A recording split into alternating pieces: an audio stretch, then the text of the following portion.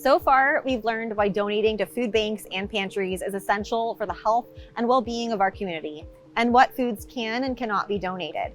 Now, we will learn how to donate foods in a safe and efficient manner. Most of the grocery stores we work with pull and store their food donations in grocery carts. Within the carts, though, placing food into boxes or bins make it easier to transport into food pantries' vehicles. Banana boxes are a great option. When selecting boxes or containers to store donations in, make sure they are visibly clean and have not been used to store raw meat products. Also, remember to only donate unspoiled foods. When pulling donations, sort any rotten items into a separate container for disposal according to your store's guidelines. Always keep donations from separate departments in separate boxes. So only produce in one box, only dry goods in a different box, and only freezer items in another box. Be sure to keep meat items in a different cart from other departments and have separate boxes for beef, pork, chicken, and seafood to avoid cross-contamination. Do the same with eggs in the dairy department. If your department has items held at different temperatures, keep those types in separate containers for easier storage. Separating departments into boxes protects ready-to-eat foods like fruits and baked goods from getting cross-contaminated by drippings from raw meat and makes it easier to store items at the appropriate temperature.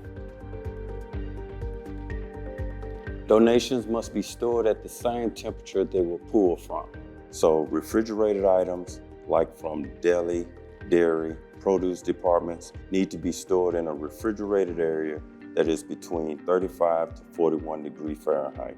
Frozen items, like from freezer and meat departments, needs to be stored in a freezer that is below 0 degrees Fahrenheit. Items displayed at room temperature, like baked goods, dry goods, and household goods, can stay at a normal room temperature. A secure spot in the receiving area is fine, ideally between 50 to 70 degrees Fahrenheit. Aim to move the donations to the appropriate storage area within 20 minutes of pulling them from display. Perishable food donations must be held in temperature-controlled storage until the food pantry has arrived to pick them up. You never know if pantry volunteers are running late or had an emergency come up. So even if the pantry truck is expected to be there shortly, make sure to move your donation cart into the appropriate storage area in the meantime. Once they arrive, then the grocery store staff can transfer donations from storage to the receiving bay. Produce items like fruits, vegetables, herbs need special care.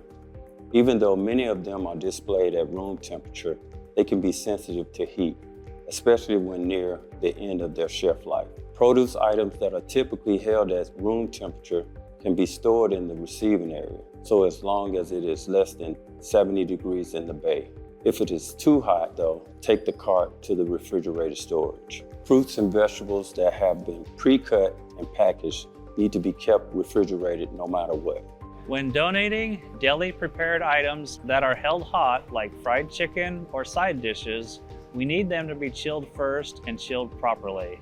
Deli staff should follow their food handlers' training, being sure to hold foods at 135 degrees Fahrenheit or above until ready to chill, then cool to 70 degrees within 2 hours and down to 41 degrees or below within 4 hours. Keep the items refrigerated until pickup, which needs to be within 48 hours of chilling. Please keep in mind that the Food Bank of Lincoln and our partnering pantries cannot accept deli items that are unlabeled. We need each package to be stickered with the item name, ingredient, and date of preparation. Other pantries may have different requirements, however, so please check with your supervisor or the pantry contact person. Let's see this whole process in action. Step 1, plan. Store management determines what items to donate and communicates that with department staff. They are mindful of any brand contracts prohibiting donation and the food donation requirements of the different pantries they partner with. Step 2, prepare. Workers review donation guidelines with supervisors, then locate donation carts and clean storage containers. Step 3, pull and sort. Staff remove donations from store displays according to their department's plan. They keep an eye out for any spoiled and damaged goods and sort those items separately to be discarded according to management direction. Only safe, wholesome foods are placed in the donation carts. Step 4, store. The donation boxes or carts are placed in the appropriate storage area until the food pantry arrives. Items pulled from refrigerated displays are stored in walk-in coolers. Frozen goods are placed in walk-in freezers, and non-perishable items are stored in a secure area in back of house at room temperature. Step 5, transfer. When the food pantry arrives, staff are notified to retrieve their donation carts. Designated staff pause any non-urgent tasks and head to their respective storage areas. Items are moved from temperature-controlled storage to the receiving bay, and the pantry volunteers load them into their vehicle. Staff return empty donation carts to their designated area. Simple as that.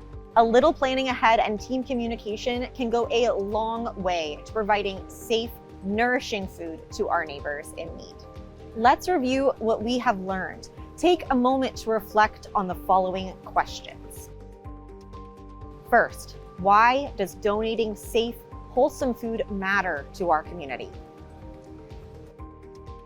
Second, what foods would your department donate? Consider how might you know if these items are too spoiled or damaged to be donated?